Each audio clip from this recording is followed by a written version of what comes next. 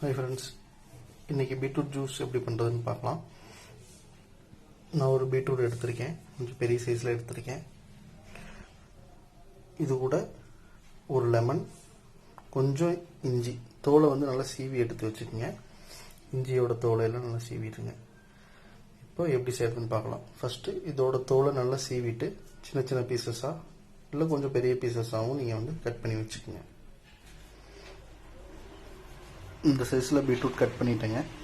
இதை அப்படியே ஜூஸரில் ஆட் பண்ணிவிட்டு, ஜூஸரில் இல்லைன்னா மிக்சியில் கூட நீங்கள் ஆட் பண்ணிக்கலாம். பெரிய மிக்சியில் ஆட் பண்ணிவிட்டு நம்ம தோல் சீவி வச்சுருக்க இஞ்சி ப்ளஸ் ஒரு லெமனோட ஜூஸ் உள்ளே போட்டு நல்லா கொஞ்சம் உங்களுக்கு தேவையான அளவு தண்ணி ஊற்றிட்டு சுகர் ஆட் பண்ணிவிட்டு அடித்து எடுத்திங்கன்னா பீட்ரூட் ஜூஸ் ரெடி.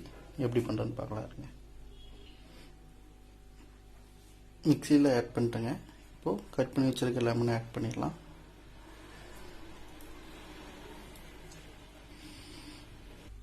லெமன் புழிஞ்சதுக்கப்புறம் இதை நான் அப்படியே மிக்சியில் எடுத்து வச்சுட்டு வேணுங்கிற அளவு உங்களுக்கு எந்த அளவுக்கு சுகர் தேவையோ அந்த அளவுக்கு சுகர் ஆட் பண்ணிக்கோங்க. பீட்ரூட்டில் ஆல்ரெடி கொஞ்சம் சுகர் கண்டென்ட் இருக்கும், ஸோ அளவு பார்த்துட்டு ஆட் பண்ணிக்கோங்க. இது கூடயே நீங்கள் தேன் சேர்க்கறதுனாலும் சேர்த்துக்கலாம். விருப்பப்படுறவங்க தேன் சேர்த்திக்கங்க. தேன் சேர்த்துறப்போ நீங்கள் சர்க்கரையோட அளவு கொஞ்சம் குறைச்சிக்கோங்க. இதை அப்படியே மிக்சியில் பீட் பண்ணி கொஞ்சம் தண்ணியை ஆட் பண்ணிவிட்டு பீட் பண்ணிக்கோங்க. நான் 3 ஸ்பூன் சுகர் ஆட் பண்ணியிருக்கேன். ப்ளஸ் இந்த ஸ்பூனில் 1 ஸ்பூன் ஹனி ஆட் பண்ணியிருக்கேன். இப்போது ஜாரை க்ளோஸ் பண்ணிவிட்டு பீட் பண்ணி எடுத்துடலாம்.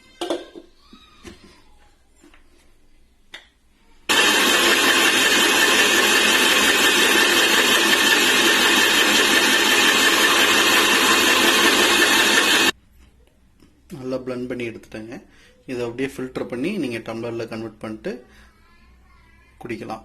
இந்த ஃபில்டர் பண்ணதுக்கப்புறம் உங்களுக்கு அந்த பீட்ரூட்டோட இதெல்லாம் வரும், அதை நீங்கள் ஃபேஸ் பேக்காக கூட போட்டுக்கலாம், நல்லா தான் இருக்கும்.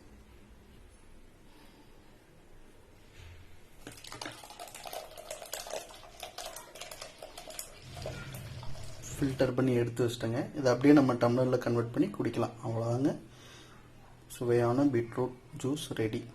தேங்க்யூ.